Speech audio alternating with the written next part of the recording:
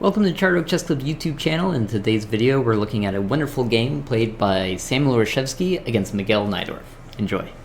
Alright, so the game starts out with a Nimzo Indian defense, pawn to d4, knight to f6, pawn to c4, pawn to e6, and knight to c3, and bishop to b4. And now Reshevsky tries pawn to e3, and here we have c5 by Najdorf, and now knight to e2, capture, capture, and it's worth noting that Najdorf had tried this about a year ago, and he played pawn to d5. And with pawn to d5, kind of looks like a Tarrasch almost, right, with both of these pawns in the center of the board. And he played this against Botvinnik, and it didn't really go very well. We had pawn to a3 in that game, capture, capture. And we get this kind of interesting exchange where white is left with these two doubled b pawns, which looks like they could be a little bit of trouble, and they become these two isolated pawns, which is normally a big deal in chess. But Botvinnik didn't have any trouble with this because at the end of the day, he maintains the bishop pair and a pair of rooks in a very open game, right? He's got a lot of open files to work with. He just has to deal with how is he gonna work with this weird pawn structure. So he just plays bishop to d2, and now bishop to c3. And it looks like this bishop is going to have no problems, really, because there's no dark square bishop that's going to try to fight it. Black really hasn't developed very well, and in this game, Botvinnik had a very easy time beating Najdorf. So, not wanting to play the same thing. Najdorf, of course, for a completely different line with take-take. And now we get to this with this pawn moving to c5, which is a major idea in the Nimzo Indian defense, trying to trap the bishop in and forcing black to trade, and then black's going to go after the c-pawn probably with b6 and try to break it down. So very dynamic play. Knight comes into e4, and now kind of the first surprise move by Reshevsky, bishop to d2. And this is a very popular line now. Back in the day, it used to be pawn to a3. That seemed to be like a lot more fun. And if we look at pawn a3, we'll understand why bishop to d2 is a bit more popular. So with pawn to a3, capture, capture, capture, capture, and now b6 comes onto the board. Seems like white's having a fine time developing here. We're going to take that pawn so that we can have some very nice pawns on the dark square. Good structure, kind of looks like a London system here. I'm going to play bishop to d3, I'm going to castle, I'm going to bring my queen to e2, it's going to be a great game. But the problem is after bishop to d3, black now has a wonderful move, bishop to a6, and this is a very common idea in some French games where you try to trade off your light squared bishop, which isn't doing a whole heck of a lot for you, and you're going to trade it off for white's light squared bishop, which is actually a very strong piece and probably one of their best pieces that's on the board. And if we decide we really don't want to trade, let's play bishop c2, well, how are we going to castle in this game, right? So it doesn't make a whole lot of sense. So with that line in mind, bishop to d2 just instantly giving up the bishop pair, but giving up the dark squared bishop makes a lot of sense since we have a lot of pawns on dark squares. a3, of course, bishop to a5 can't happen because b4 will trap in that bishop. So we exchange, take, take, and this is kind of the structure we get. And Najdorf falls into some trouble very quickly, and it's not very clear how. The book gives some advice of maybe he should have castled a little bit quicker or something of that sort. But to be honest, it doesn't make a whole lot of sense where Najdorf went wrong. Now we have computers, so we can actually see the move he should have played. But right now it is an even game. So pawn to a5, bishop to b5, and now bishop to d7. And of course, it's worth noting, if you try to block any other way, like you try to block with this knight, you're getting forked. If you play knight to d7, it's also going to be a bad move. One, you're trying to hold on to a light squared bishop. That's probably not your best idea. And then after pawn to c6, your knight's getting attacked. It can move anywhere, and we get this nice discovered attack, and we pick up the queen. So bishop d7 has to be played. Let's trade off that light squared bishop. White's going to castle, castle, and now pawn to b4. And in the game, bishop takes on b5. And the problem with bishop takes on b5 is that it allows the knight to recapture and go to this very valuable outpost on d6, and this is why white has a great advantage, right? We're going to get the outpost for our knight. We have this passed c-pawn that looks really dangerous. This passed d-pawn doesn't look as dangerous if our knight is planted in the way of the queen and the rooks, right? So what else could black have tried to play? Well, if they tried to play something like knight to c6, this looks pretty good, because now how's this knight going to get to d6? But now we're just going to trade off the bishop and push with b5, and now I have two passed pawns, and I'm kicking the bishop, so this is obviously going to be very good for white as well. So bishop taking makes a lot of sense. Take, take, and the knight gets to d6, and this is where the game becomes very, very fun. Queen d7, the idea of queen d7 is that this fork is coming, hitting the queen and the pawn, so Najdorf gets his queen out of the way.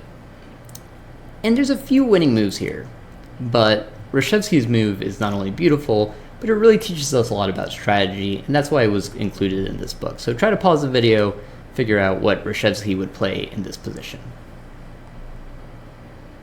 Alright, so if you played something like moving a rook to c1, or maybe moving a rook to b1 to help support these pawns, that's a great idea, right? That's where our attack is. That's where the biggest weakness is for black, is these passed pawns. Let's support them and let's win. And you could definitely do that, and you can attack on the queen side, and that should be fine. But Reshevsky goes pawn to f4. Let's attack on the complete opposite side of the board. And f4 might not seem like a big deal, but it's actually a crushing move, because it's going to help break down this castle and start an attack on the king side. And so this idea of two weaknesses and shifting your attack from king side to queen side is a great way to cause pressure for your opponent. So the rook comes over here, and the idea is that we're going to attack this pawn, which is now getting attacked 3 times and is only defended twice. Pawn to f5, and now pawn takes pawn, which allows for some fun things. One of them is like knight takes, and like threatening to checkmate this way, maybe threatening to checkmate this way. But let's see what happens if black decides, I'm just going to ignore that. I'm going to take this pawn on the queen side. This looks pretty good. We're not going to take, because that's going to open up the rook. Instead, we're going to play pawn to f6. And this little move, pawn to f6, does a lot. Number one, you decide to defend with pawn to g6.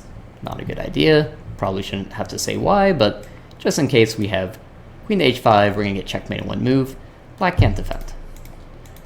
Alright, so not great. Well, what if I push again and then we just take, right? Well, if we take, the king is open. So take a minute, try to figure out a plan. I guess knight to e4 almost looks like a fun move as well. I don't think it's definitely not the most effective, but this is fun because we have this pin. Now we're threatening to get this fork. But of course, the best moves are going to include rook to f3, with the idea of bringing this rook in and checking the king. Or we could just go right away even and try to bring the queen over here. So some combination of playing these two moves, but I like rook to f3, bringing in the check. If this king tries to run away, now we can play queen to h3, and we're going to check. So if nothing's played like take, we just have check here and checkmate. And then let's say to defend the pawn, maybe with queen to e7. Well, then we could just move over here, and we're threatening mate on h7. So black cannot escape from the checkmate, and for those reasons, they had to deal with this f5 pawn immediately, and they do by playing pawn takes. So now white needs to continue to find out a plan. They are down a pawn, and they have to figure, do I just go back over here on the queen side, try to save this pawn and try to push? Do I continue to make problems on the king side? Do I go after this d5 pawn that's now hanging? What do we do here as white? Well, rook to b1 holds on to the pawn, capture, capture, and now king to h8. King to h8 is just trying to get out of the way of some of these threats. Some of these threats include the knight taking, for example, and we're going to attack on that g7 square, so that's a big threat in this game. So king h8 was one of those ways just to kind of get out of, you know, all the nonsense that could be played. Let's look at some of the fun moves that they could have played. Like if g6 is played, maybe something like knight takes, g takes, check here, check here, and then rook b3, and we're going to threaten to finish this game off with a checkmate. Just one of the fun little ideas that could happen in this game. I did include that these two moves are blunders because black is not forced to take this knight. There was one winning variation that wasn't included in the book, An idea was to play rook takes on b4, and the idea of this is that you're going to have to capture back here. And when you waste all your time moving these pieces over here, now we can take, and now there's no clear way to check the king, bring this queen over to this long diagonal, and get the rook in time. Black will be able to defend.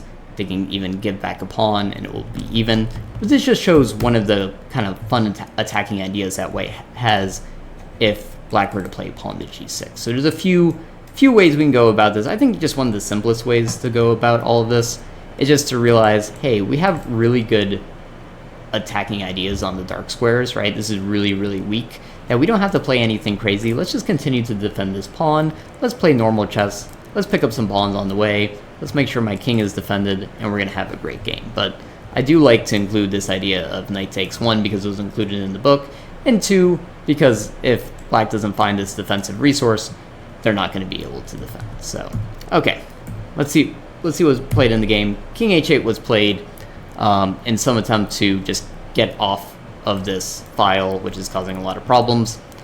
And now queen c3, and queen c3 is kind of an overlooked move, I think. It's one of the best moves in the game because it's thematic. And the idea is like, well, I want to attack the king side and the queen side, and I don't want to let go of either of those weaknesses because I need both in order to win the game. So queen c3 helps defend both these pawns forever. They're both passed pawns. I can push them and start attacking, right? Number two, this queen is now threatening the checkmate on g7. It just needs a little help. I could bring in the rook, but more direct is playing knight takes, and then checkmate. If black wants to defend, they're going to have to create some weakness. I don't want to move the f pawn. That seems really weak on the light squares. It just doesn't seem like a good idea. I can't move my g pawn anymore because of this pin, and we already showed that moving the g pawn is going to create weaknesses no matter what. So black decides, you know what, I'm going to bring my knight. That isn't doing a whole heck of a lot. And I'm going to move it over here, and that's going to defend the pawn. So pretty good move by Najdorf. Of course, his knight would like to continue to just keep the pressure here, or maybe even get in front of one of these b pawns, or maybe even the c pawn, right? Try to find some way, to deal with these threats, but checkmate is obviously much more of an immediate danger. So the knight comes around. Reshevsky picks back up his pawn and now says, we're going to go and cause some problems here. So knight to e6. Well, we've attacked the king side quite a bit. Let's go back to the queen side and start to push these pawns. Najdorf realizes that he needs to keep his knight here to defend the king, but he also needs this knight to help on the queen side and take some of these pawns, right? Especially just to put it in front of one of these pawns to stop it from moving, and maybe he can save the position. So in order to do that, he needs to get rid of this threat. There's no easy way to do that. You can't play like rook over here, for example, because now the knight just comes in with check, and this is really, really killer. We're going to have to give up a queen. So how's he going to deal with this threat? Well, he makes a weakness, and he plays pawn to f6. And we already said that pawn to f6 aesthetically is not a move that we like to play. It normally causes a lot of trouble. Ben Feingold always says, never move the f-pawn. So Reshevsky is going to deal with this small mistake the best way possible. What could Reshevsky play in this position? Well, there's actually a few good moves here. You really can't go wrong. You could play like queen d3, maybe rook a3, a1, and you try to like go this way or something. Like, you have a lot to work with here. But going along with the idea that f6 was just played, this queen to h3 move is really fun. Again, always attacking multiple squares. Directly attacking the king is fun, but of course the pin against the knight is absolutely killer here. So all I have to do is add another attacker and I'll pick up the knight. Black should have enough time to defend here normally, but they really just don't. So like if they play knight takes, defending the queen, and now the queens are lined up, well, white can just take the knight on c5, and there's no problem there. If I bring the rook over here, knight takes a rook. So we got to get a little more creative here.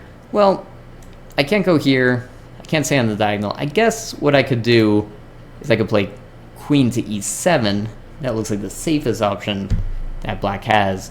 But now we're going to find a different pin and bring our rook to e1 here. So again, it seems like no matter what we play, we have some problems. And in this one, it would look something like this. We'd grab the queen, they'd grab our queen, but of course we're going to grab the knight as well. So there's a whole lot of problems here. We're going to lose the knight. If I'm a grandmaster, I'm resigning. These are two very strong masters.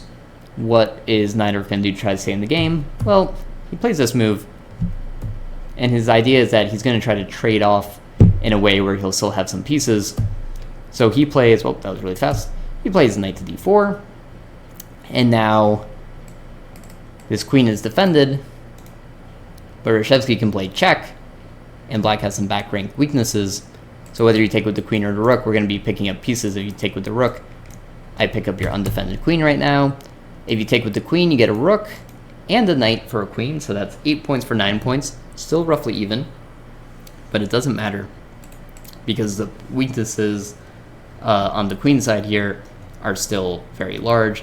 This knight and pawn, they're not working together at all. The only two pieces that are working together are the two rooks. So Reshevsky moves his pawns up and he's going to try to promote. But wait a minute, looks like he's losing material here. So knight takes was played.